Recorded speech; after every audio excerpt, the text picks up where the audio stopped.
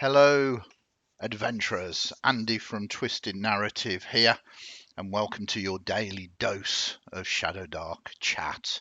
Today we ask and answer the question, is Shadowdark RPG only a dungeon crawler? I recently got asked, do you think Shadowdark will become a dungeon crawling rule set, or is there enough scope for overland adventures and city-based shenanigans? The simple answer is I believe it can be anything you want it to be at your table. Don't forget, you make the game your own. But I'll talk you through how I'm adapting it for my favourite homebrew setting, which might give you some ideas of how to do similar. The setting is the Smoke, a steampunk fantasy alternate Victorian London. The challenge to me is to keep all the flavour of Shadowdark, but apply it to this world setting. There are two key Shadowdark mechanics for me that we need to consider. The first being the Shadowdark itself. As it says in the Quick Start rules, respect the darkness. It is the true foe. Few things can hold it at bay, and nothing must make those prized tools obsolete. And of course, time, the most important resource. It must haunt the characters' every decision. They don't have time to search every floor tile for a trap. Both of these features, I think, kind of define Shadowdark and can be difficult to implement in a non-dungeon or cavern system setting. But I feel that we must incorporate these two core concepts into the urban setting to keep the Shadowdark feel. Everything else within the rule set, I think, is easily convertible. A quick description of the Smoke for those of you who are not aware of the setting, and why should you be? It's my homebrew world. It's a gothic industrial steampunk setting where several powerful mercantile houses compete for control of the city. Nature has abandoned the Smoke. The city is shrouded in eternal smog, whilst the oil-polluted river, known as the Slick, flows through its heart.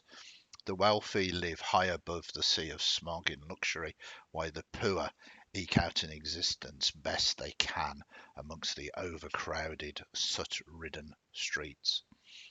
Deep below the city, even further down than the rat runs, that is the underground transport system, is the pit, an extensive maze of mine shafts and quarries where the coal is gathered in order to power the huge factories above. So we have the smog, which can act as a shadow dark environment, especially in the poorer districts like the Squalor, which has little to no street lighting at all. We also have the sewers, the rat run, and the pit for characters to delve even deeper in. We can also magnify the effects of the smog at night. When darkness falls, the smog becomes the murk gloom, and the denizens of the city below emerge to prowl the streets of the Smoke. It very much reminds me of a favourite quote of mine. We'd better get back, 'cause it'll be dark soon, and they mostly come out at night, mostly. Newt, Survivor. So I'm thoroughly convinced I can convert the Smoke setting into a world that can embrace Shadowdark, and I can't wait for my players to explore it. The characters can carouse and engage in the politics of the city, but also have the opportunity for thrilling adventures in the Shadowdark itself.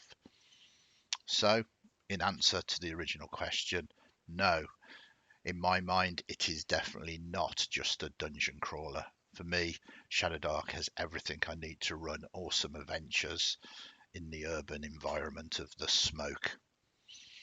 If you're new to Shadowdark, it's still on Kickstarter and doing incredibly well.